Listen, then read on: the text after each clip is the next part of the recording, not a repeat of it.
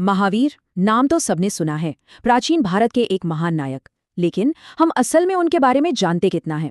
तो चलिए इस विश्लेषण में हम उनके जीवन और उनके संदेश के पीछे की हकीकत को परत दर परत खंगालते हैं। एक राजकुमार जो उद्धारकर्ता बन गया, ये कहानी सुनने में तो किसी फिल्म जैसी लगती है ना? एक राजकुमार जो अपना सब कुछ छोड़ देता है।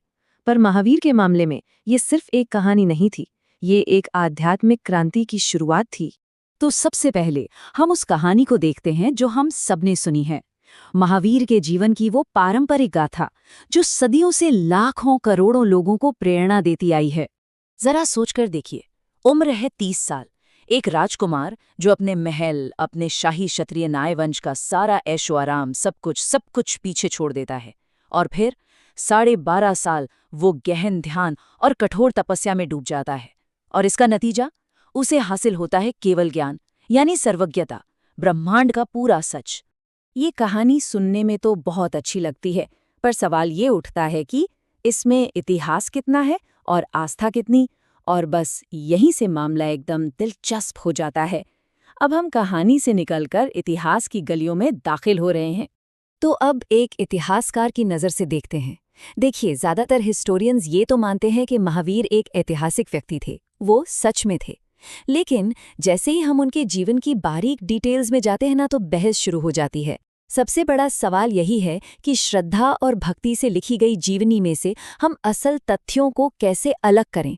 शुरुआत करते हैं सबसे बेसिक सवाल से, महावीर कब थे? और आपको जानकर हैरानी होगी कि हम ये भी दावे के साथ नहीं कह सकते। श्वेतांबर परंपरा कुछ और कहती है, दिगंबर परंपरा की तारीखें अलग हैं। और तो और आज के दौर के विद्वान एक बिल्कुल ही अलग शॉर्ट क्रोनोलॉजी की बात करते हैं। इसके हिसाब से तो वो बुद्ध के बहुत करीबी समकालीन बन जाते हैं, जो इतिहास की पूरी तस्वीर ही बदल देता है। और ये मतभेद सिर्फ तारीखों का नहीं है, उनके निजी जीवन को लेकर भी जैन धर्म के दो प्रमुख संप्रदायों, श्वेतांबर और दिगंबर, में गहरे मतभेद हैं। जैसे कि क्या उनका विवाह हुआ था, क्या उनकी कोई बेटी थी, उन्होंने अपने कपड़े कब त्यागे। इन अलग अलग जवाबों से ही हमें उनकी विचारधारा की अलग अलग समझ मिलती है। और तो और हम ये भी पक्के तौर पर नहीं जानते कि उनका जन्म आखिर हुआ कहाँ था। सब मानते हैं कि कुंडग्राम में हुआ, पर वो आज के बिहार में कहाँ है, ये एक पहेली है। क्या वो वैशाली का कोई हिस्सा था या पटना के पास कोई और जगह? ये भौगोलिक अनिश्चितता इस ऐतिहासिक पहेली को और भी उलझा देती है। तो देखिए, उनके जीवन के ऐतिहासिक फैक्ट्स पर तो बहस हो सकती है और वो चल भी रही है, लेकिन एक चीज़ है जिस पर कोई बहस नहीं है, और वो है उनके दर्शन, उनकी शिक्षाओं की ताकत। तो चलिए अब हम इतिहास की इन उलझनों से निकलकर उनके विचारों की दुनिया में चलते हैं, जिन्होंने वाकई दुनिया पर एक गहरी छाप छोड़ी। उनकी पूरी फिलॉसफी का जो सार है वो इन 5 महाव्रतों में छुपा है। अहिंसा, यानी किसी को चोट न पहुंचाना। सत्य, हमेशा सच बोलना। अस्तेय, जो चीज आपकी नहीं है उसे न लेना। ब्रह्मचर्य, यानी अपनी इंद्रियों पर काबू रखना। और अपरिग्रह, यानी जरूरत से ज्यादा चीजें जमा न करना। ये सिर्फ नियम नहीं है, ये स्पिरिचुअल लिबरेशन यानी मुक्ति के लिए एक प्रैक्टिकल गाइड है। इन सभी शिक्षाओं के केंद्र में एक कॉन्सेप्ट है, जीव का, यानी आत्मा। जैन दर्शन के मुताबिक हर जीवित प्राणी के अंदर एक आत्मा है। ये असली है, हमेशा रहती है। और हमारे जीवन का मकसद क्या है? इसी जीव को, इसी आत्मा को कर्म के बंधनों से आजाद कराना। और यहीं पर हमें उस दौर का एक बहुत बड़ा फिलॉसॉफिकल डिबेट देखने को मिलता है। महावीर कहते थे कि आत्मा शाश्वत है, वो हमेशा रहती है। लेकिन उनके ही समकालीन गौतम बुद्ध एक बिल्कुल अलग बात कह रहे थे। उनका सिद्धांत था अनात्म का, यानी कोई स्थायी न बदलने वाली आत्मा जैसी कोई चीज होती ही नहीं है। सोचिए, एक ही समय में 2 बिल्कुल अलग विचार। ये हमें महावीर के एक और बहुत गहरे विचार तक ले जाता है, अनेकांतवाद। इसका सीधा सा मतलब है कि सच्चाई और हकीकत बहुत कॉम्प्लेक्स होती है, उसके कई पहलू होते हैं। आपने वो कहानी सुनी है ना, कुछ अंधे लोग और एक हाथी वाली।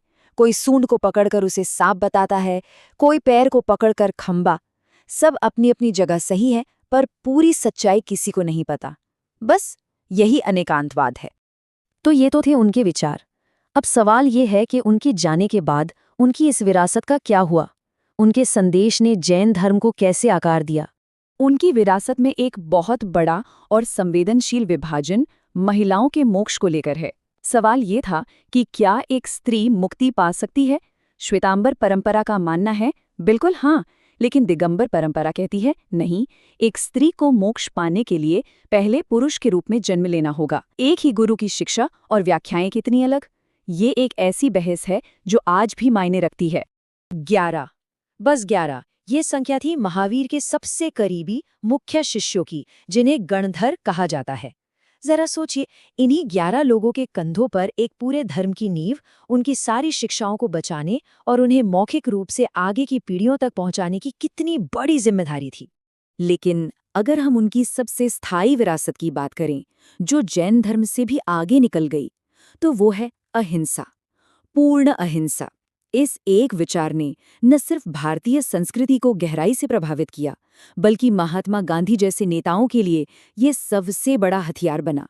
रविंद्रनाथ टैगोर ने क्या खूब कहा था कि महावीर ने भारत में घोषणा की कि धर्म एक वास्तविकता है, न कि केवल एक सामाजिक परंपरा। उन्होंने धर्म को सिर्फ पूजा पाठ और रस्मों रिवाज से निकालकर एक व्यक्तिगत जीने वाली सच्चाई बना दिया।